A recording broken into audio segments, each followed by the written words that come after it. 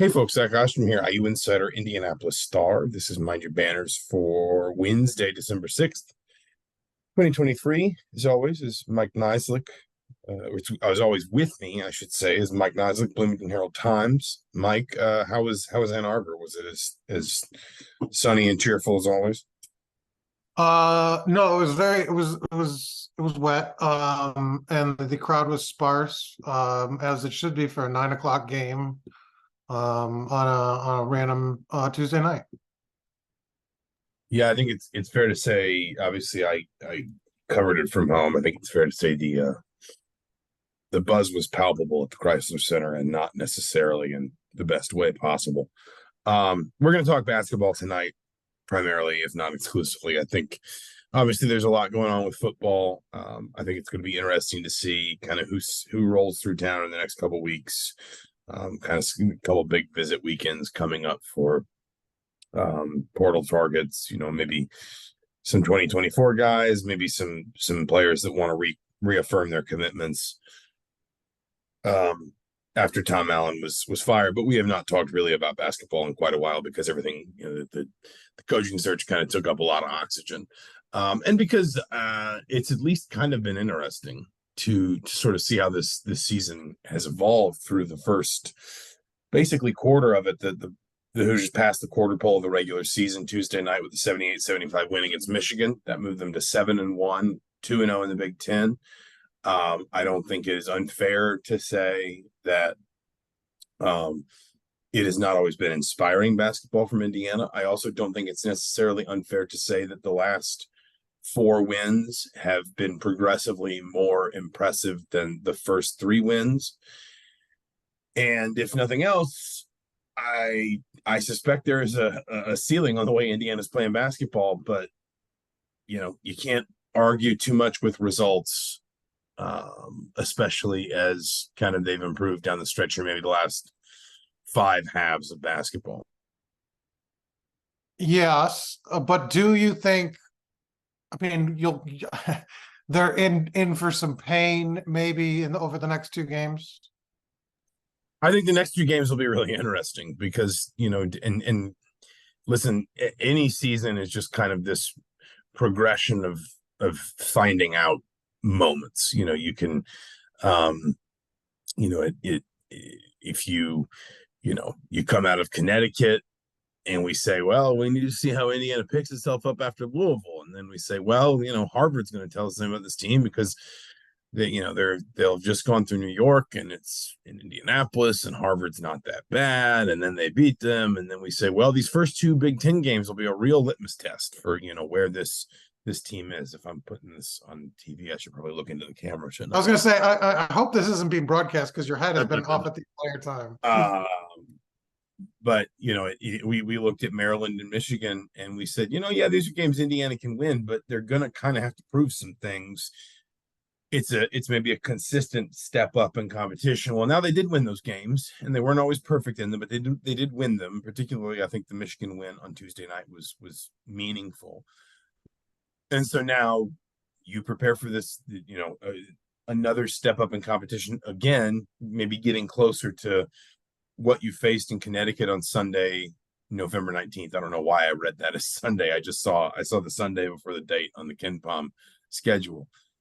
And you sort of say, well, suddenly if Indiana can win either of these games and then close out the last three around Christmas without any real fuss, then actually they'll have kind of done everything they need to do in this November, December stretch.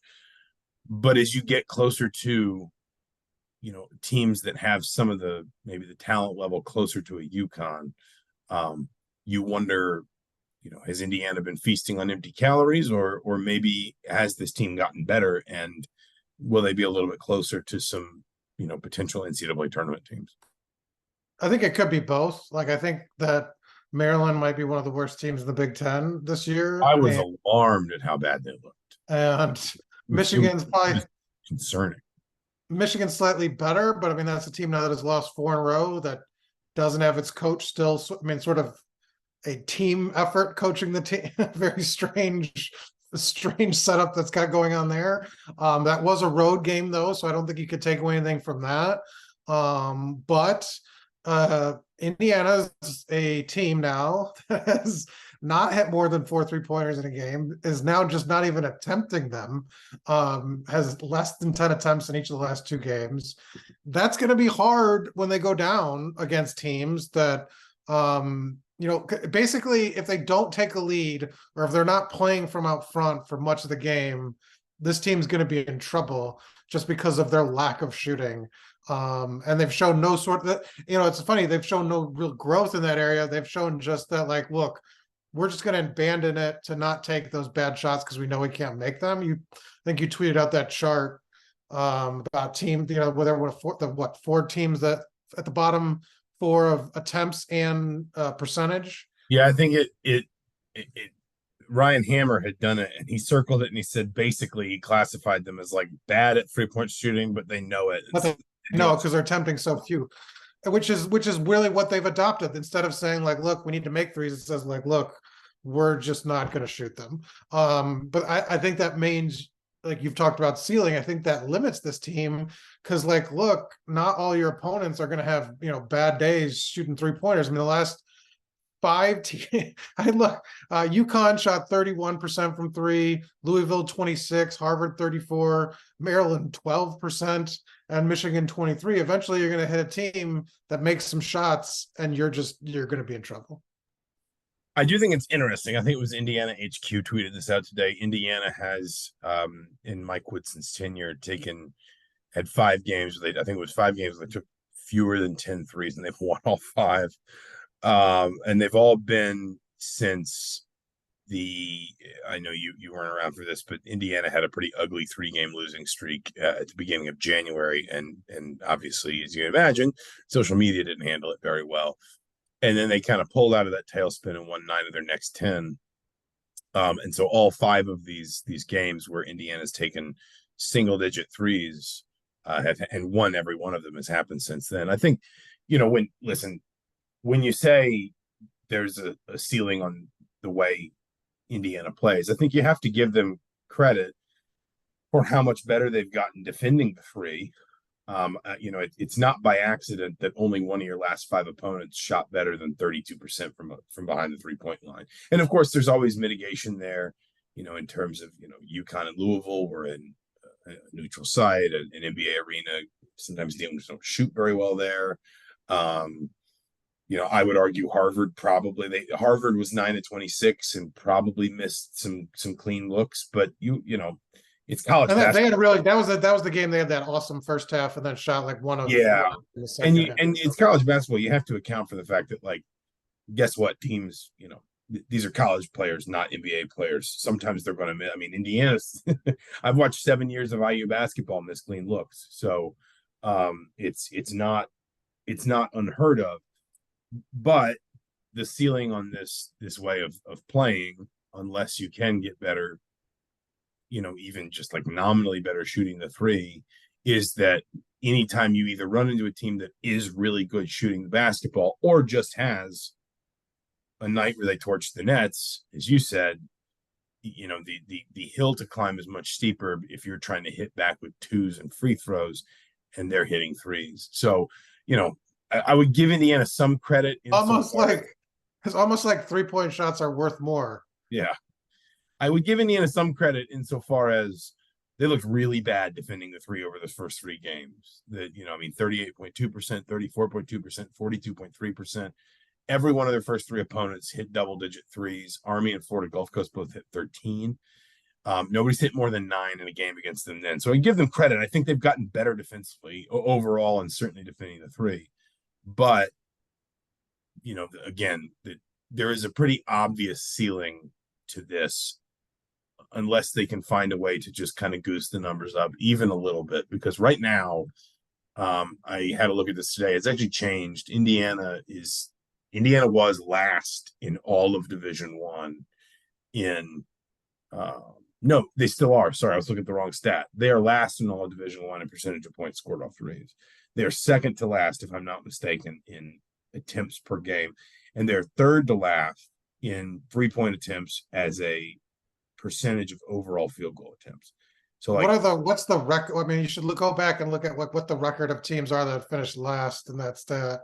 in recent years. It seems like a lot of work, but I'll probably do But I it. mean, it'd be interesting, right? Like, I mean, because Yeah. like they're all. I mean, are they defying a trend, or can teams win that way? Like, it because it seems like they would be sort of the odd man out in that case. At 7-1, or if they continue to have success and are at the cellar of those statistics, just seems like it would be very hard to sort of overcome. I think that the one thing that the other thing you do have to give credit to why this is working is Indiana is getting some outstanding post play. I mean, like just really, really good, consistent every night. Malik Renew is shooting 64.3% on twos. Kel'el Ware is shooting 65.8%. Mackenzie Mbako has fewer attempts, only 31, but he's shooting 61.3%.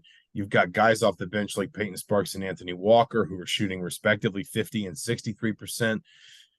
Even Trey Galloway, who's struggling with a lot else in his offensive game right now, is shooting over 58% on twos alone.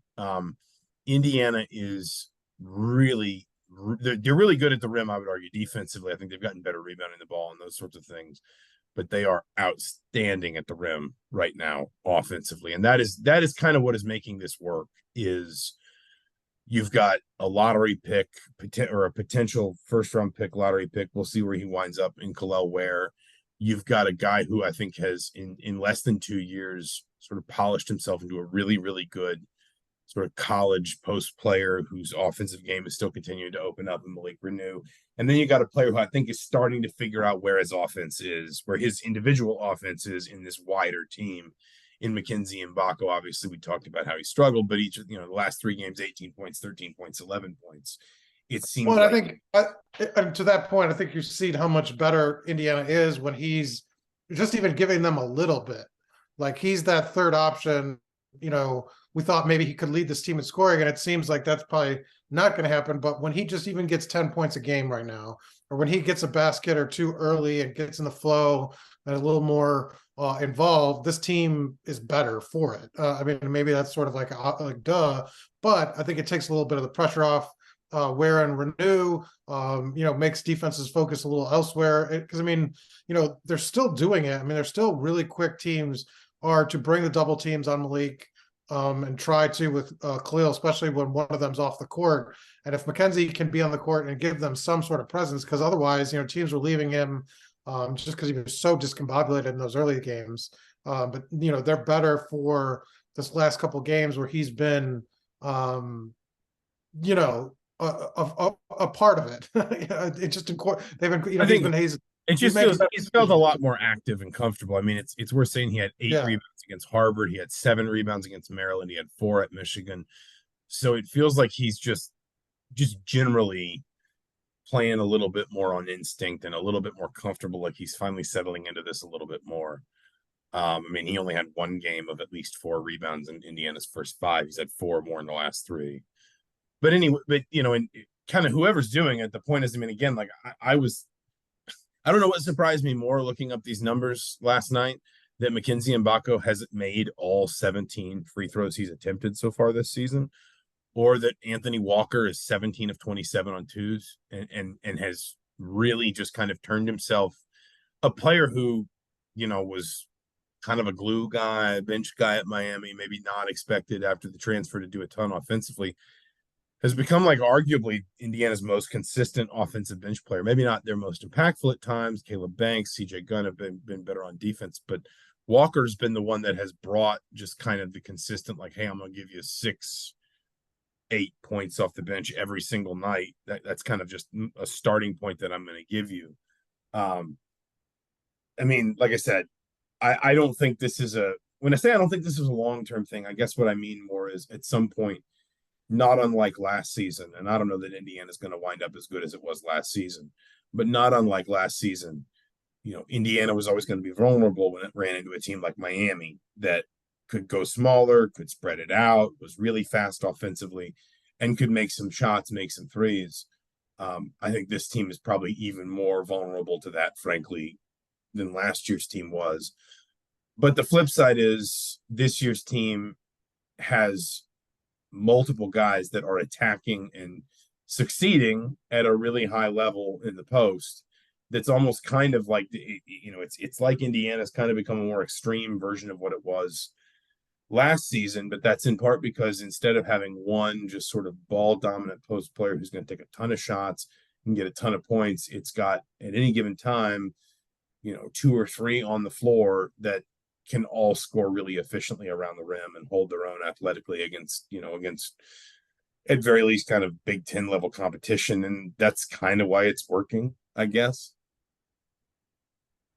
Yeah, I mean it's it hasn't been pretty, obviously. I mean, you've kind of pointed that out a couple times. I mean, it's been ugly, and that's just kind of I think where they're going to live this season. I mean, both teams had so like I think at least like three stretches where they didn't score a field goal for 4 minutes. And they kind of going back and forth, and that's kind of the game ended up tied at the end.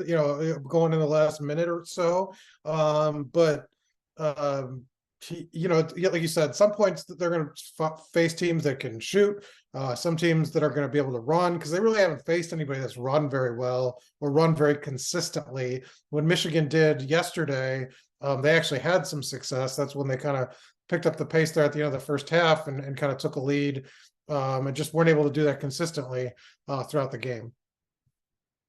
The other thing that has worked for Indiana pretty clearly is, and it's again, I mean, I think it's a factor of them playing this bully ball style. They're getting to the free throw line quite a bit. They have the 11th best free throw rate in the country.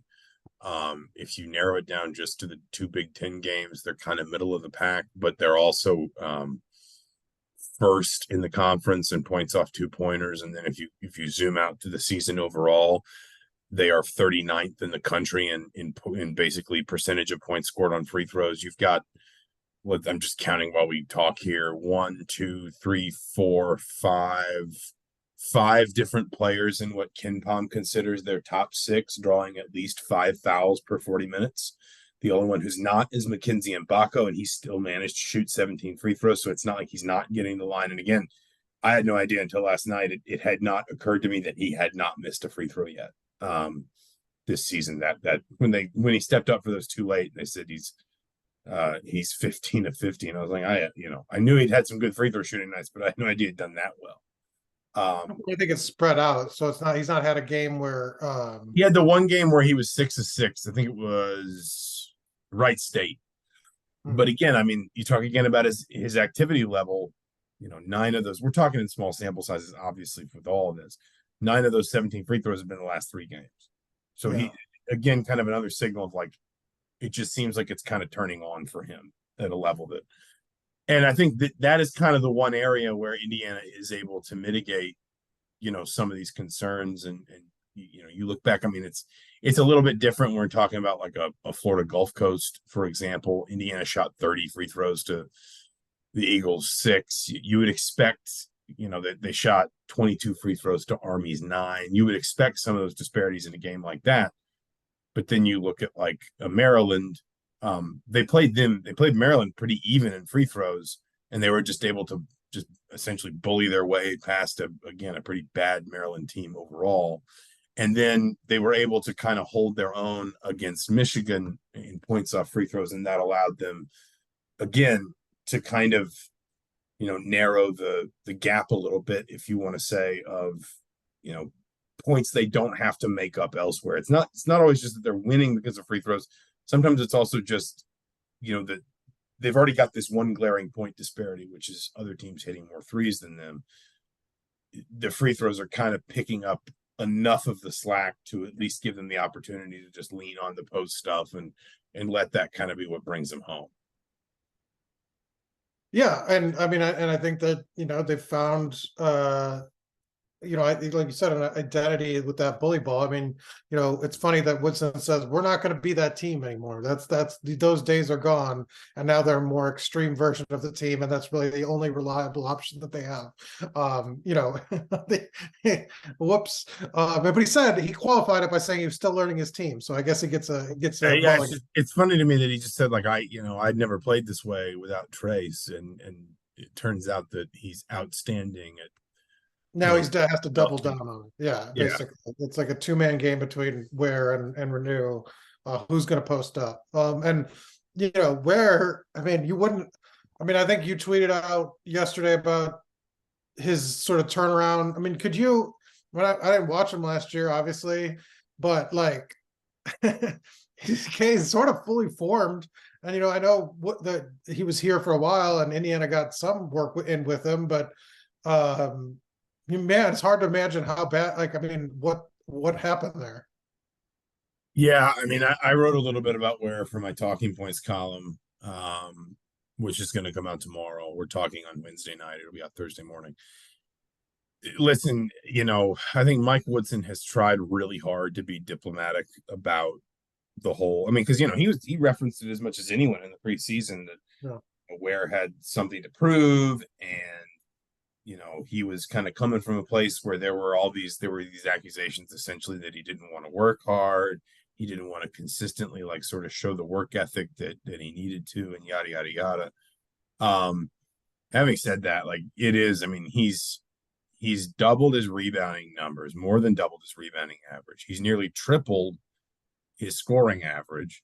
He has more than tripled his average number of assists. He's finishing like crazy. And I mean, all that's Like all this guy who can come. I would argue that, like, I would actually argue that the area where it's almost most surprising is how good and effective he's been defensively.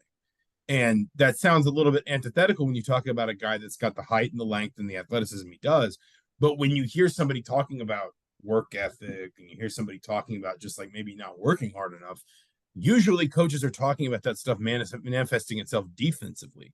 And he has become far and away Indiana's most important defensive player, which he's leading them in points and rebounds per game. And yet I would argue his defense is just as important as anything he's done. Oh yeah, absolutely. I wrote yesterday in my recap for the game story, just that when he went out for that 5 minute he went out for his last 6:53 of the first half because of foul trouble, and they missed him just as much defensively. Michigan, everything just opens up inside, and without his length, and I actually kind of thought the opposite, because I thought, at a minimum, even if you don't try and you're that big and you have that wingspan, like defensively, you could still muck things up just by standing in the lane because you're such a gigantic human being.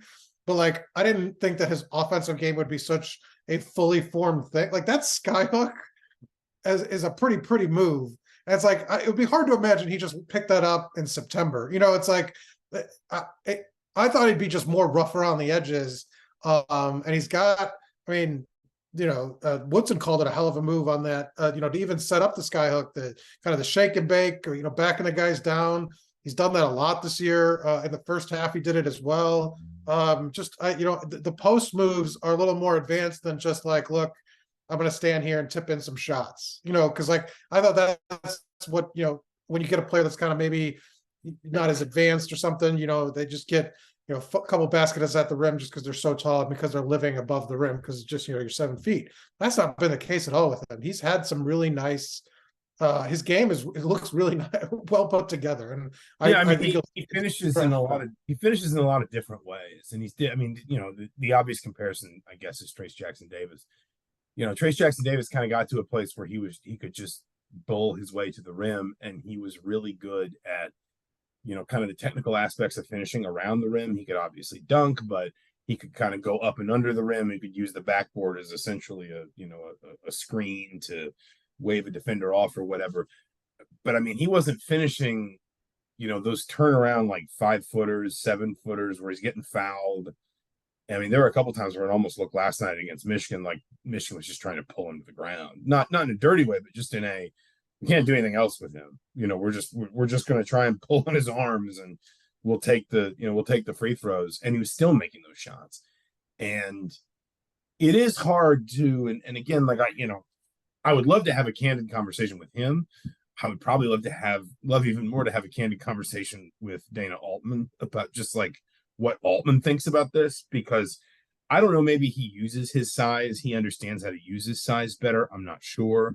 Obviously, Woodson has experience working with some pretty talented bigs, Tyson Chandler, Al Horford, some guys that played a lot of years in the NBA. But I do think that even as much as if you watch these games on TV, I get that you probably recognize he's very big, he's tall, he's long, he's got, I mean, clearly a lot of room to grow in his upper body, but he looks like a college freshman, big man, what it feels like they often look like, which is that the leg development comes first.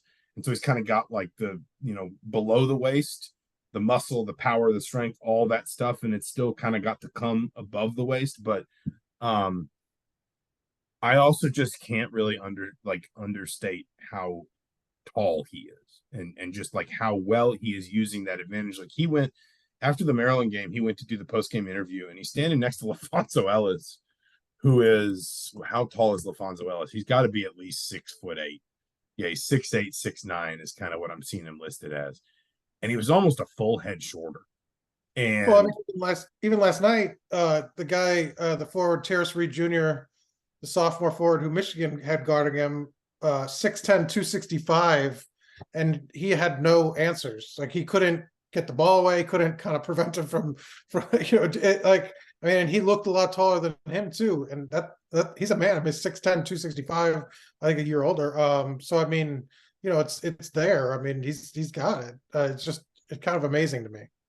somebody also pointed out, at least, I mean, this is the listed stuff, but on his KimPom profile, I tweeted out a screenshot of kind of his overall numbers last year and this year.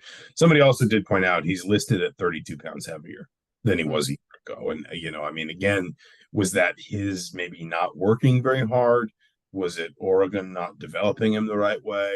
Was it them just not updating the weights when they signed him? Sometimes yeah, that happens. yeah. I mean, who knows? But I mean, it is valid. I mean, you're talking about a guy who went from an effective field goal percentage of 49.7 to right now 66.9. Like that is such a large offensive leap without there being he's an effective 3-point shooter. He's 5 of 10. He's not going to take many, but he's, at least right now, statistically, they're as likely to go in when he puts them up as not. But it's not like he added something like really that,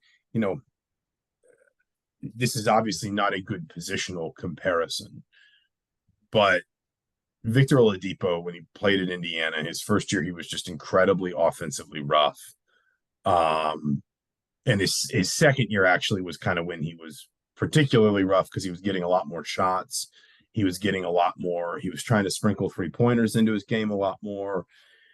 And he added 16 points to his effective field goal percentage from his sophomore year to his junior year, but that was because he went from a 20.8% 3-point shooter to a 44.1% 3-point shooter. So like he added something that just a really big fundamental piece of his offensive game wasn't there one year and was the next.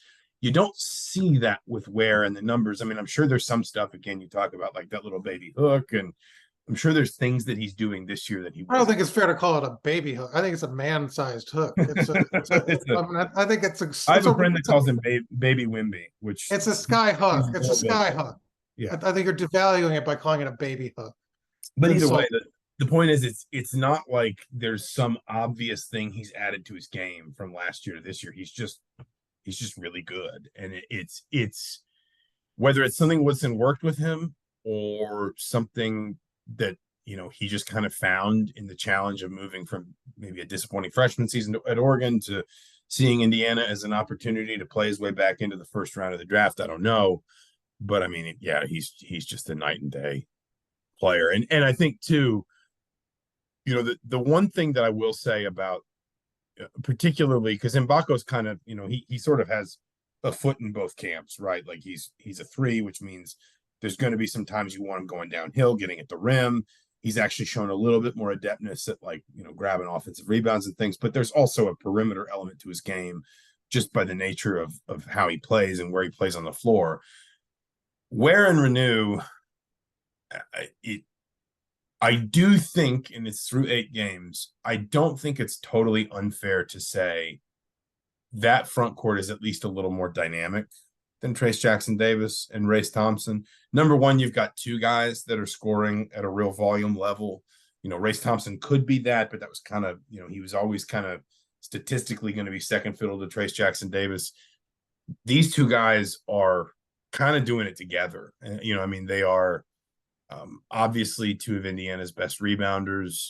They are statistically Indiana's best rim protectors. The only player with a higher block rate on the team is Caleb Banks, and it's not like he's sitting there protecting the rim. He's getting that stuff on trailing and things like that. together they form a really tough front court. Because I think the other thing you see, and you certainly saw this against Maryland, and I think you saw it too against Michigan, is most teams generally have one really good advanced post defender, and now you've got two guys that arguably are playing at an all conference level in the post.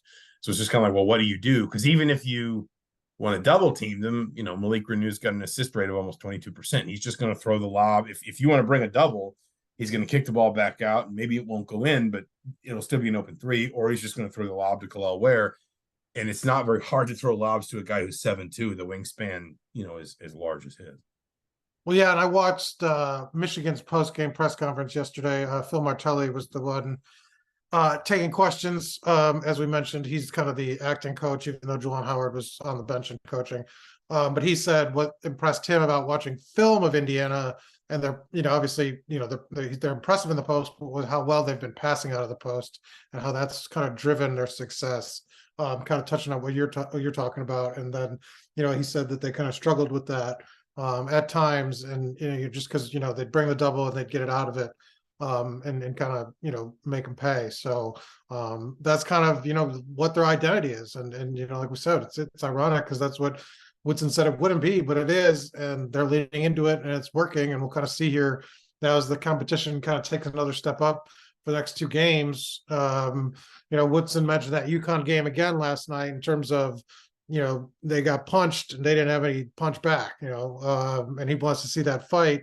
Had it on the road yesterday. And, there's been some time spread out. You don't know how that kind of, does that help, because you kind of regroup and have that energy, or do you not able to carry that momentum over because, 4 days between this one and then another, 6 days after this between that Kansas and Auburn game? Yeah, I mean, he said something, and I think we've both talked about the potential impact of those layoffs. Indiana hasn't had a lot of really tight turnarounds, so there's been a lot of sort of learning and teaching time. But Woodson said something similar to kind of he did the post game interview, and he said something similar to what kind of he's talked about in some of his post game press conferences on Peacock, and Josh Pastner, was just smiling like a child who'd been given candy when he said it. Woodson said, basically, somebody kind of framed the question as like, what's been different for you since that UConn game? And he said UConn taught us how to be tough, essentially. Like what he was basically saying was, that's the defending national champion. It's a top 10 team. It's a Final Four contender again. And they showed us the difference between where we were and where we needed to go. And obviously that's, anytime you lose by 20 points at Madison Square Garden, like that's always going to be true to an extent. But I thought it was interesting that he kind of doubled down on this idea of like, they taught us what was necessary, essentially, not just in terms of, defending this one-on-one matchup or running this set better or something, but just like the baseline, this is the level of toughness you need to bring, a level of, work rate or whatever to match a team like that. Because listen, Indiana deserved to lose that game, but they didn't play like it was a 20-point loss for most of the night. That for most of that game, Indiana was competitive. And yet for most of that game, Indiana really couldn't find a way to get its level up to UConn's level. They kept sort of probing their way back in, and UConn would put a run into them, and it would just kind of go over and over again. And then the game got away from Indiana when foul trouble hit. But I just thought it was interesting, especially kind of framing these next two games, Auburn and Atlanta and Kansas and Bloomington, that Woodson kind of pointed at, the other really elite. Well, I don't know if Auburn's really elite, but Kansas very well might be, and obviously UConn is. The really elite team Indiana had played and had lost to had kind of maybe shown Indiana a measure of this is what it takes, essentially. Yeah, and I mean that's what you need with a young team, right? And I think he's been he was waiting to see how they responded. I don't think Louisville was necessarily the kind of the opponent that he wanted to see it against, but I think these these two Big Ten matchups and one on the road, I think especially. I mean, because look, that game was tied, I think, with 113. Ware scored with about 53. They made stops down the stretch right there. Had we're at a block right before that. Stole the inbound pass at the end. I mean, they made every play they needed to in that last 90 seconds. And that's kind of what I think those moments are what Woodson wants to see from his team, playing smart, because they were really loose with the ball early in that game, but the second half they bounced back, and so they're showing growth. We maybe nitpicking just because it is ugly basketball, but they are taking steps forward, and showing improvement, and that's all you can ask for a coach. And to only have one loss, like you said, even if they lose the next two games and win out December with their non-conference, I mean, Woodson would absolutely have taken that at the start of this, before the season. Talking about these next two, Auburn and Atlanta is interesting. On paper, Auburn is a better team than Indiana, but it is worth saying they just lost to Appalachian State. Why did they play that game on the road? I don't know. They did. I'm looking at it. I haven't paid obviously super close attention to Auburn yet this year. I saw that too. Yeah, they lost on the road. That was in Boone, but they lost to Appalachian State, which is a top 100 team in the in KenPom, but you'd expect them to win that game. There are some elements of what Auburn does. They don't shoot threes very well. They don't score from threes very well. They're a really good offensive rebounding team like Indiana. They get to the free throw line a lot. Obviously, if you look at kind of their, a lot of their stuff goes through Johnny Broome. So the kel'el Ware, Malik Renew, Johnny Broome matchup will be interesting because I think, on paper anyway, Indiana's not a team that necessarily gets just smacked around on the offensive glass, and Indiana's certainly not a team that puts teams at the free throw line very much. Not inordinately above the average anyway. So, and then the flip side, Auburn is really good defending twos. So that one's going to be a fascinating game, just in terms of kind of KenPom has Auburn favored by 7. I think I'm not sure it's necessarily a coin toss, but it's more kind of one of those where both teams are kind of good at stopping teams that do what the other one does. And then Kansas, I think, is just going to be one where, frankly, to some extent, and I'm sure we'll talk about Kansas leading up to that game. Kansas is going to be one to some extent where Indiana is going to need Assembly Hall to kind of do its thing. Yeah. And, I think what you want from that, even if it's a loss, you don't want to lose by another 20 points. You want to show progress, especially at home. I think you want it to be competitive. And I think you'll show that you've made a step forward in terms of meeting the moment and doing the things like Woodson has kind of said he wants to see. That I think the psyche of this team is interesting because they are young, and so it's going to be a long season. Also, I mean, we'll talk to Woodson a little bit tomorrow. Will they have Xavier Johnson back for these two games? That'll be an important question, I think, to ask. They've been happy with Gabe Cup's defense, but offensively, non-factor. And I think against teams like this, they're going to need, another, he's averaging over 10 points a game. They're going to need that, I think, when you go, especially against Kansas, if you want to have a, competitive game. We'll see where it goes. I think on the one hand, this is kind of a real stress test of whether this sort of style can win at the level Indiana needs it to across the course of the whole season. On the other hand, it's worth saying, if Indiana can win either of these games and then close those 3 around Christmas without any real fuss, Morehead State, North Alabama, Kennesaw State, then, quietly they'll go into the new year no worse than 11-2, 2-0 in the Big Ten, with a lot of what they need from the kind of November and December NCAA tournament resume-wise already in the bag. So we'll be there in Atlanta. Obviously, we'll do this again before the Kansas game. But for Mike Niziolek, I'm Zach Osterman, the Bloomington Herald Times, Indianapolis Star. This has been Mind Your Banners. Thank you so much for listening. We'll talk to you soon.